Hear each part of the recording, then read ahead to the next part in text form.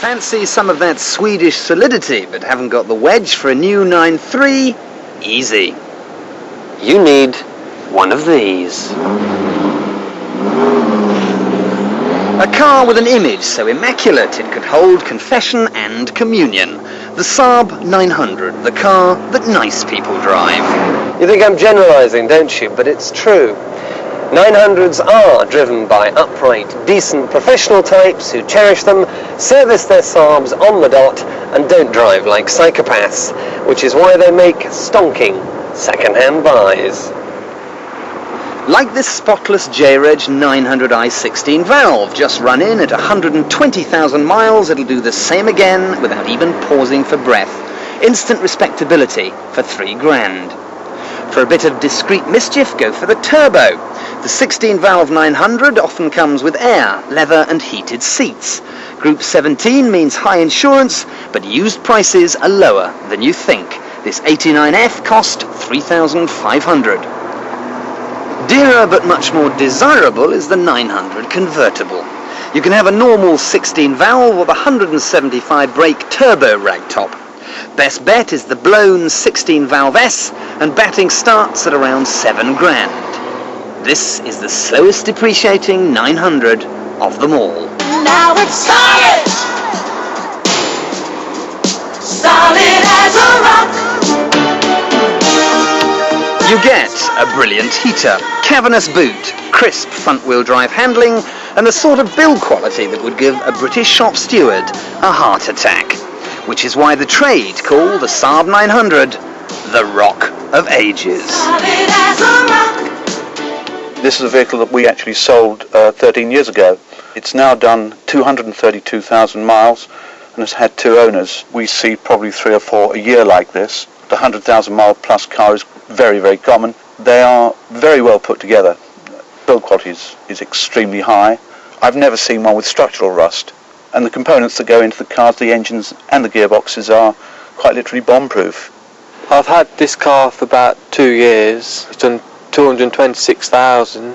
Well, I've paid just over £1,500 for it, and I've spent £300 except for the services. I've owned the car 10 years. It's now done 254,000, and I get a great deal of pleasure out of the car. It does a lot of things well. Carries a great deal. Goes well.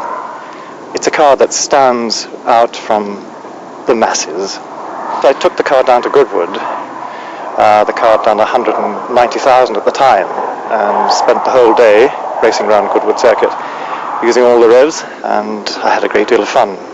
3 years ago I bought this for £3,500. It's done 129,000 miles. It's got leather, cruise control. It's got all the luxuries I need, and it's just built like a tank, and I love it.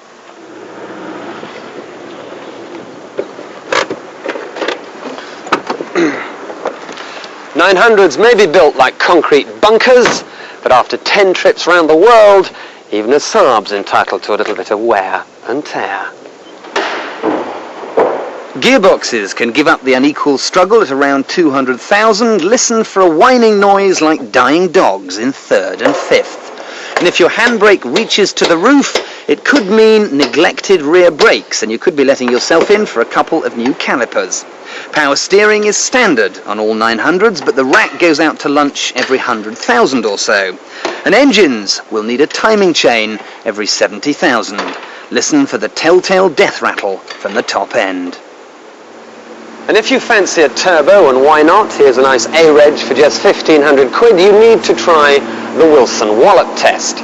To check if your turbo is fit, get the engine running hot, and then boot the throttle as hard as you can. And if it spews out white smoke at the back, you know your turbo's kippered. A 900 can easily cover 400,000 miles as long as it's been cosseted, so always make sure you've got one of these nestling in the glove box. A full service history is worth an easy 500 quid extra. So what's the catch? Well, 900s may be a bit hard riding.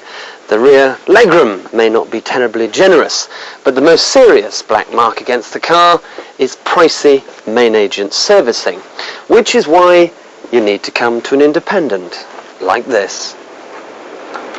Because your garage bills will be a lot easier to bear. Around £40 for a 6,000 mile service, 110 for the 12,000, and for the big 24,000 mile job, it'll be 215 quid. As far as parts goes, it is an urban myth that Saab parts are viciously expensive. Let me demonstrate. This is a genuine Saab air filter for a 900. That would cost you £13. If you wanted one for your Cavalier 1.8L, it would cost you £12. A genuine Saab oil filter. Here, £4.98. For your Vauxhall Cavalier, £4.74. A set of genuine Saab brake pads. £47 for your Cavalier, £48. Saab have actually reduced the prices of parts for older cars, so running a 900 does not mean you will be committing financial harry-carry. Solid. And if you think Saabs are far too sensible and driven by people who wear hats, think again. Not only can a good turbo muster 125 and give you the best fun ride since the prototype roller coaster, it quietly exudes an image of taste, restraint, discrimination, and new age niceness.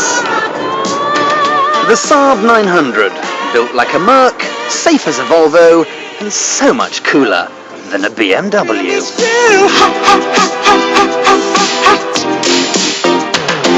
Solid, solid.